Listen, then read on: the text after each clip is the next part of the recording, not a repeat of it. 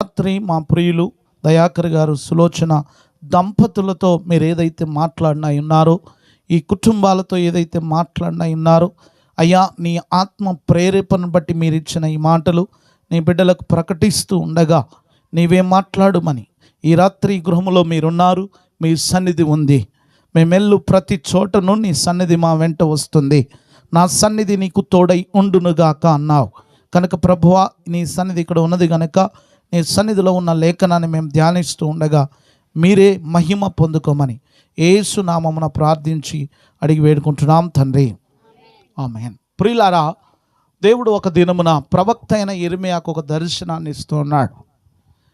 ప్రవక్తలకు చాలా రకాలైనటువంటి దర్శనాల ద్వారా దేవుడు మాట్లాడుతూ వచ్చేవాడు. ఆ విజన్స్, ఆ దర్శనాలు ఏదైనా దేవుడు ఇచ్చాడంటే దేవునికి ఒక పరమార్థము ఆ కుటుంబాన్ని పట్ల కానీ ఆ ప్రజల పట్ల కానీ దేవునికి ఒక ఉద్దేశం ఉంటుంది. చాలాసార్లు మీకు కళలు, దర్శనాలు చాలా వస్తూ ఉంటాయి. వాటన్నిటిని కొన్నిసార్లు నెగ్లెక్ట్ చేస్తూ ఉంటాం, కొన్నిసార్లు పట్టించుకోం. కానీ ఆ కాలములో, పూర్వకాలములో ప్రవక్తలకు ఏ దర్శనం వచ్చినా సరే ఆ దర్శనాన్ని చాలా శ్రద్ధగా దాన్ని తిరిగి మరల దేవుని దగ్గర విచారణ చేసేవారు. దేవుడు చెప్పినట్టుగా వినేవారు. దేవుని మాట పరలోకంలో నుండి ఏదొచ్చినా సరే దాన్ని శ్రద్ధగా ఆలకించేవారు. కానీ ఈ కాలంలో దేవుని మాటలు ఏం చేస్తున్నారు అంటే పెడ చెవిన పెడుతున్నారు. మానవుని బట్టి, మనుషుల్ని బట్టి ఈ పరలోకంలో నుండి వచ్చే ఈ వాక్కును కూడా పక్కకు పెడుతున్నటువంటి కాలములో మనం బ్రతుకుతున్నాం. అయితే యిర్మీయాకు దేవుడు ప్రత్యక్షమై ఏమంటున్నాడు? మొదటి వచనము నుండి మనం ధ్యానం చేద్దాం. యెహోవా యొద్ద నుండి యిర్మీయాకు ప్రత్యక్షమైన వాక్కు. అందరు కూడా నా మాట వినండి. ఎవరితో మాట్లాడుతున్నారు అంటే దేవుని యొద్ద నుండి ఒక వాక్ వచ్చేసింది యిర్మీయాకు. వచ్చి చెప్తా ఉన్నాడు. ఏమంటున్నారు? 2వ వచనం, 1 by 1. నీవు లేచి కుమ్మరి ఇంటికి పొమ్ము, అక్కడ నా మాటలు నీకు తెలియజేతును. నేను కుమ్మరి ఇంటికి వెళ్ళగా, ఇక్కడ మొట్టమొదటిగా యిర్మీయాకు వాక్కు ప్రత్యక్షమైన వెంబడే ఏమని చెప్పాడు? నీవు లేచి ఎక్కడికి వెళ్ళాలి? కుమ్మరి ఇంటికి వెళ్ళు. నీవు ఆ కుమ్మరి ఇంటికి వెళితే నేను ఏం చెప్పాలో, ఎలా నీకు ప్రత్యక్షతనివ్వాలో నేను తెలియపరుస్తా యిర్మీయా అని చెప్పాడో లేదో, ఆ మధ్యలో ఎలాంటి గ్యాప్ లేకుండా 3వ వచనంలో సవివరంగా రాశాడు. మీరు గమనించండి, పూర్వకాలంలో కుమ్మరి వాళ్ళు కుండలు చేస్తూ ఉండేవారు కదా. ఇక్కడ ఉన్నారా? కుమ్మరి వాళ్ళు కుండలు చేస్తూ ఉంటారు. ఇప్పుడు అది తగ్గిపోయేది, మిషన్స్ వచ్చాయి.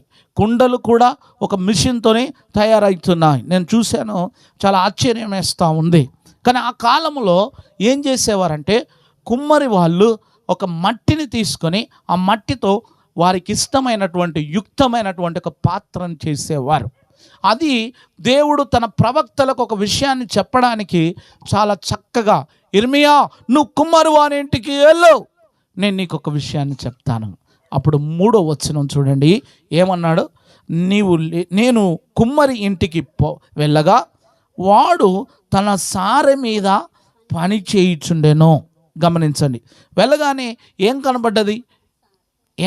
అక్కడ సారె మీద తన పని చేస్తూ ఉన్నాడు. సారె అంటే the potter makes the pot. ఇక్కడ ఆయన ఒక కుండతో, అంటే ఒక మట్టి తీసుకొని ఒక మంచి పాత్రను చేయడానికి ఉపయోగించేటువంటిది. ఆ సారె మీద కుమ్మరివాడు పని చేస్తూ ఉన్నాడు.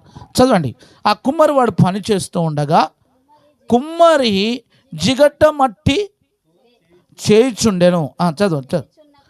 చేయుచున్న కుండ వాని చేతిలో విడిపోగా ఆ జిగట మన్ను మరలా తీసుకొని కుమ్మరి తనకు యుక్తమైనట్టుగా దానితో మరి యొక్క కుండ చేశాను. బాగా వినండి ప్రియులారా, ఆ కుమ్మరివాడు ఏం చేశాడంటే తన సారె మీద జిగట మన్ను తీసుకొని చాలా చక్కగా ఒక పాత్ర తయారు చేస్తూ ఉన్నాడు. చేస్తున్న క్రమంలో ఏమైందంటే ఇమ్మీడియట్గా ఆ పాత్ర సరిగా రాలే. ఆ పాత్ర ఏమైపోయిందంటే చేతిలో నుండి విడిపోయింది. అంటే ఆ పాత్ర విరిగిపోయింది. ఆ పాత్ర తనకు యుక్తమైనట్టుగా రాలే. ఇది రాలేదు కదా అని దాన్ని తృణీకరించలేదు.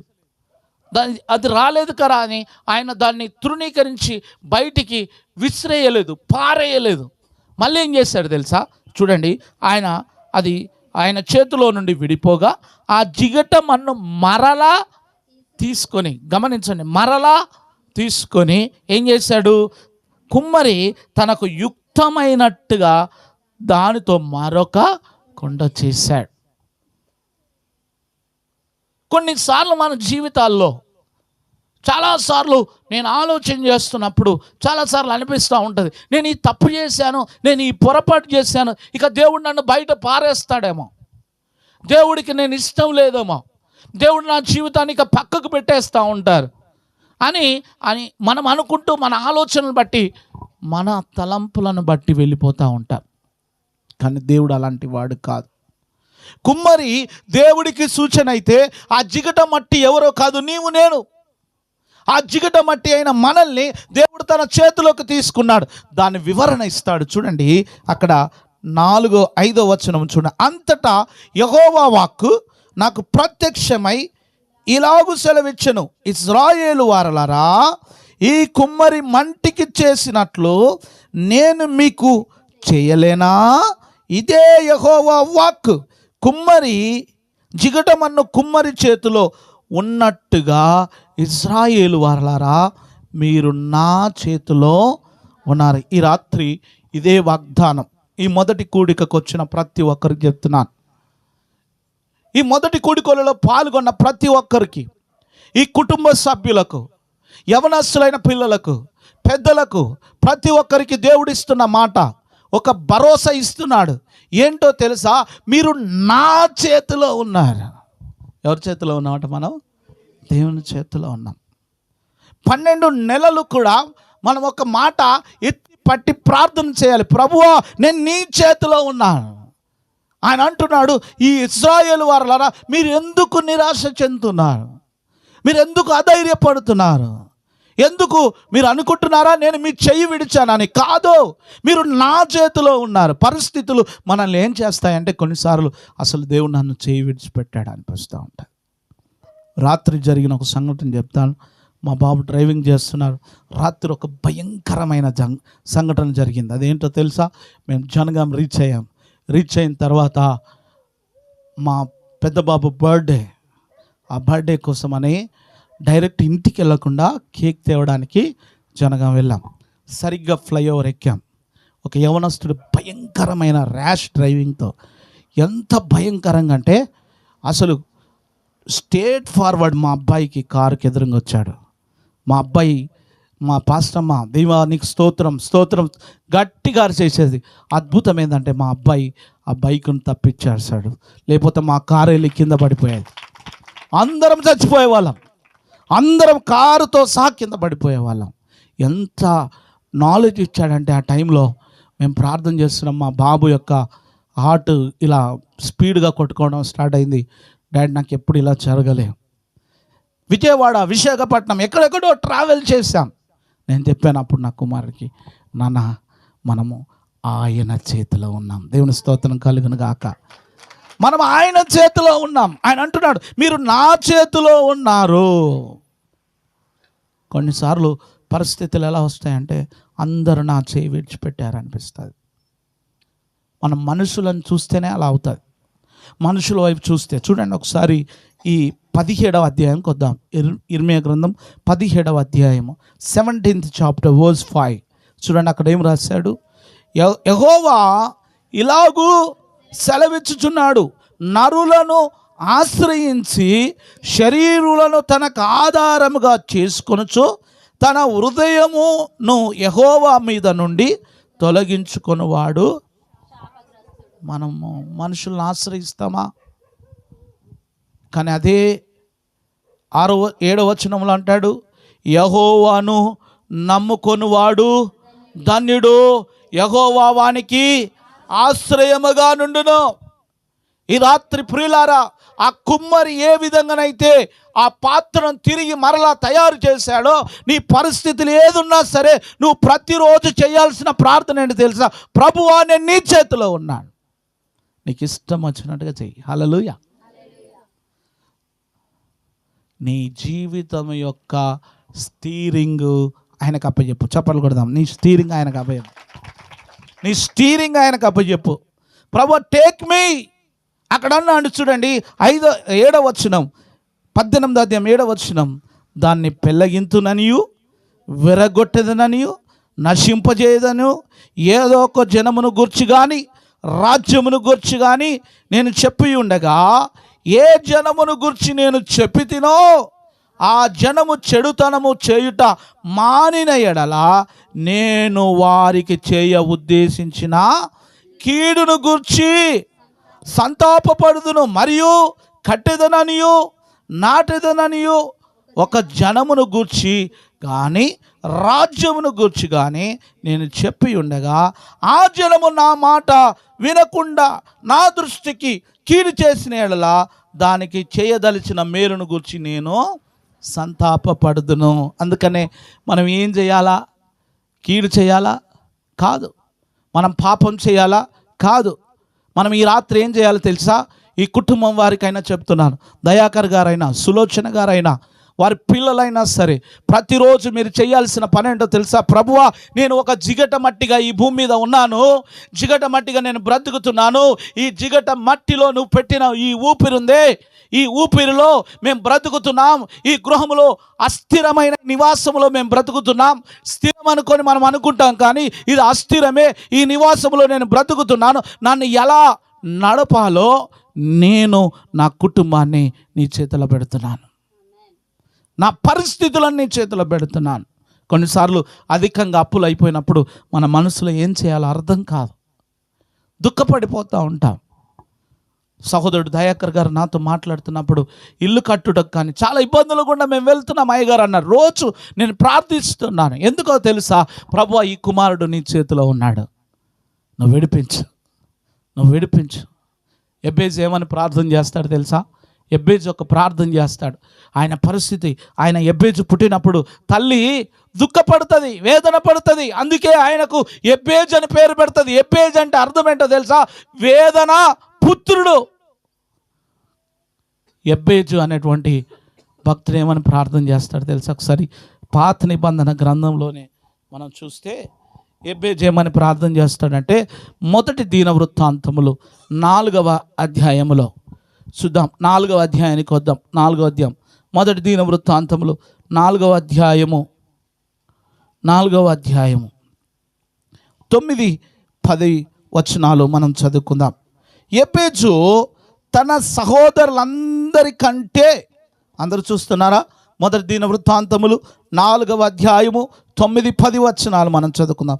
ఎబ్బేజు తన సహోదరులందరికంటే ఘనము పొందిన వాడై ఉండెను. వేదన పడి ఇతన్ని కంటినని అతని తల్లి అతనికి ఎబ్బేజు అని పేరు పెట్టెను. ఎబ్బేజు ఏమని ప్రార్థన చేస్తున్నట్టుండి, ఇశ్రాయేలు దేవుని గూర్చి మొరపెట్టి ఏమని ప్రార్థన, నీవు నన్ను నిశ్చయముగా ఆశీర్వదించి. అబ్బా, ఈ రోజు నుండి ఇక్కడ ఉన్న వాళ్ళందరూ ప్రార్థన చేయాలి. ప్రభువా, నేను నీ చేతిలో ఉన్నాను, నిశ్చయముగా నన్ను ఆశీర్వదించి నా సరిహద్దులను విశాలపరిచి నీ చెయ్యి నాకు తోడుగా ఉండ, దయచేసి నాకు కీడు రాకుండా దానిలో నుండి నన్ను తప్పించుము అని ప్రార్థింపగా, దేవుడు అతడు మనవి చేసిన దానిని అతనికి దయచేసాను. చప్పట్లు కొట్టి దేవుని పడదాం. ఈ రాత్రి ఇదే ప్రార్థన చేయాల. నేను కుమ్మరి అన్నావు కదా ప్రభువా, నేను కుండని కదా, ఒక పాత్రని కదా, ఈ పాత్రగా ఉన్న నా జీవితంలో ఈ ఊపిరి పెట్టావు కదా, ఇప్పుడు నేను నీ సన్నిధికి వస్తున్నాను. ఎబ్బేజులాగా ప్రార్థన చేయాలి. ఎబ్బేజు వాళ్ళ తల్లి కన్నప్పుడు చాలా వేదనతో కన్నది. ప్రతి తల్లి కూడా అలా కంటది, కానీ ఈ కొడుకును కన్నప్పుడు మాత్రం అందరి తల్లుల కంటే ఎక్కువ వేదన చెందింది. అందుకే వేదన పుత్రుడు అతనికి పేరు పెట్టింది. కొన్నిసార్లు ఎందుకు పుట్టారా వీడు, అసలు నాకు అనిపిస్తూ ఉంటుంది. కొంతమందిని చూసినాం, అసలు ఎందుకు పుట్టారా బాబు వీళ్ళు. కొన్నిసార్లు తల్లిదండ్రులు కూడా పిల్లల విషయంలో వీడు ఎందుకు పుట్టాడు, ఈమె ఎందుకు పుట్టింది, ఈ కుమార్తె నాకు ఇంత అవమానం తెచ్చింది, ఈ కుమారుడు నాకు ఇంత అవమానం తెచ్చాడు, లేకపోతే ఇదిగో నా సహోదరుడు ఇంత అవమానం తెచ్చాడని కొన్నిసార్లు మనకు అనిపించిన పరిస్థితులు ఎన్నోసార్లు ఉండొచ్చు బిడ్డ. కానీ మనం మర్చిపోతున్నాం, మనము ఆయన చేతిలో ఉన్నామని. మనల్ని పెళ్ళగించాలన్నా, మనల్ని తయారు చేయాలన్నా, మనల్ని పట్టుకోవాలన్నా, మనల్ని కట్టాలన్నా, మనల్ని నాటాలన్నా, మన పిల్లల్ని వృద్ధిలోకి తీసుకురావాలన్నా, మనలో ఉన్న వేదన తొలగిపోవాలన్నా మనం చేయాల్సింది ఒకే ఒక ప్రార్థన. ఎబ్బేజు చేసిన ప్రార్థన. ఇర్మియాకు తెలుసు ఆ విషయం. ఇర్మియాకు తెలుసు, ధర్మశాస్త్రం అంతా తెలుసు. అపోస్తులైన పౌలుకి ఎలా అయితే తెలుసో ఇర్మియాకు కూడా తెలుసు ధర్మశాస్త్రం. అందుకే దేవుని స్వరాన్ని విని దేవుడు చెప్పినట్టుగా కుమ్మరివాని ఇంటికి వెళ్ళాడు.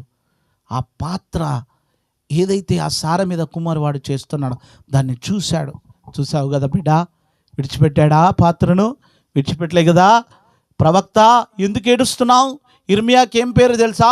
విలపించే ప్రవక్త, ఏడ్చే ప్రవక్త. ఎందుకు ఏడుస్తున్నావు? పరిస్థితులను చూసి ఏడుస్తున్నావా? నీ స్థితిగతులను చూసి ఏడుస్తున్నావా? ఇజ్రాయేల్ వారిని చూసి ఏడుస్తున్నావా? వినని ప్రజల గురించి ఏడుస్తున్నావా? ఓ ప్రవక్త అయిన ఇర్మియా, నువ్వు ఎందుకు ఏడుస్తున్నావు? నువ్వు ఏడవలసిన పనే లేదు. ఎందుకో తెలుసా? ఈ కుమ్మరి ఆ పాత్రను ఎలా అయితే తయారు చేశాడో, పాడైపోయిన నీ కుటుంబాన్ని నేను తిరిగి మళ్ళా కట్టబోతున్నాను. పాడైపోయిన నీ జీవితాన్ని మరలా నేను కడతాను. నీ జీవితాన్ని కడతాను, నీ బ్రతుకును కడతాను. ఈ ప్రజలు తిరిగి ప్రయోజకులుగా చేస్తాను. నీ కుటుంబాన్ని కూడా ప్రయోజకుడిగా చేస్తాను. ఇర్మియా, నువ్వు ఏడవద్దు. ఎందుకు ఏడుస్తున్నావు? ప్రియమైన వారలారా, నేను ఒక మాట చెప్తున్నాను. మనుషుల దగ్గర నువ్వు ఎంత ఏడుస్తావో అంత చులకనైపోతావు. కానీ దేవుని దగ్గర ఎంత ఏడుస్తావో దేవుడు అంత నిన్ను ఉన్నత స్థితికి తీసుకెళ్తాడు. నీ దుఃఖాన్ని నాట్యంగా మారుస్తాడు. నాట్యంగా మారుస్తాడు. నువ్వు సంతోషించే రోజు దేవుడు తీసుకొస్తాడు. పిల్లలు ఎప్పుడు సంతోషపడతారు తెలుసా? కాలేజ్ పిల్లలు మీరు అడగండి, ఎగ్జామ్ రిజల్ట్ వచ్చినాకనే సంతోషపడతారు. కానీ ఎగ్జామ్ రాసేటప్పుడు సంతోషపడరు, చదివేటప్పుడు సంతోషపడరు. పిల్లలు టీచర్స్ లెసన్స్ అప్పచెప్పినప్పుడు వాళ్ళు సంతోషపడరు. ఎప్పుడు సంతోషపడరు తెలుసా? ఆ రిజల్ట్ వచ్చేటప్పుడు. తను ఏ విధంగా రాస్తాడో దాన్ని బట్టి రిజల్ట్ వస్తుంది. మన జీవితంలో కూడా మనము ఎలా బ్రతుకుతున్నాం అనేది దేవుడు చూస్తాడు. మనుషుని నమ్ముకుంటేవా, శరీరులను ఆధారం చేసుకుంటేవా, నీ మనసు దేవుని మీద నుండి తొలగించితివా? ఇర్మియా, అలా చేయకు. అలా చేస్తే శాపగ్రస్తులమైపోతాము. యెహోవాను నమ్ముకున్నవాడు మాత్రమే ధన్యుడు. చూడండి, ఈ కుమ్మరివాడు తన పాత్రను ఎలా తయారు చేశాడో, నీ కుటుంబంలో ఉన్న నీ పిల్లల్ని అలా తయారు చేయబోతున్నా. ఎలా చేస్తున్నా తెలుసా? నాకు ఇష్టమైనట్టుగా తయారు చేయబోతున్నా. హల్లెలూయా. నాకు ఇష్టమైనట్టుగా, యుక్తమైనట్టుగా. ఆ కుమ్మరివాడు ఏం చేశాడు తెలుసా? తనకు యుక్తమైనట్టుగా చేశాడు. The potter made the pot with his, ఆయన ఇమాజినేషన్లో ఎట్లా చేయాలనుకుంటానో అలా చేస్తారు. మనం ఎంత ట్రై చేసినా, నా కొడుకు కలెక్టర్ కావాలి, నా బిడ్డ ఇంకా డాక్టర్ కావాలి అని చాలాసార్లు ఎన్నో కళలు కంటూ ఉంటాం. కానీ మనందరికంటే గొప్ప కళ కనిన దేవుడు ఉన్నాడు. నీ కుటుంబంలో, నా కుటుంబంలో ఒక మేలు చేయబోతున్నాడు. కానీ నువ్వు చేయాల్సిన పని ఏంటో తెలుసా? ఒక ప్రార్థన చేయాలి. ప్రవక్త అయినటువంటి ఇర్మియాలాగా విలపించడం కాదు, ఎబ్బేజులాగా ప్రార్థన చేయాలి. ఎబ్బేజు ఏమని ప్రార్థన చేస్తున్నాడు? ఆ ప్రార్థన మనం నేర్చుకోవాలి. దేవా, నన్ను ఆశీర్వదించము. అదే అన్నాడు కదా. ఏమన్నాడు? Bless me lord, bless me. దేవా, నన్ను ఆశీర్వదించు, నన్ను ఆశీర్వదించు. అది ఎంతగా అంటే, చిన్నగున్నప్పుడు సండే స్కూల్ టీచర్ చెప్పేది మాకు, ఏం చేయండి, ఆశీర్వాదాలు మోస్తే కూడా బరువు అయిపోయేంతగా ఆశీర్వదించని ప్రార్థన చేయాలట. హల్లెలూయా. దేవా, నన్ను ఆశీర్వదించు. తర్వాత ఒక మాట అంటాడు, నా సరిహద్దులను విశాలపరచు.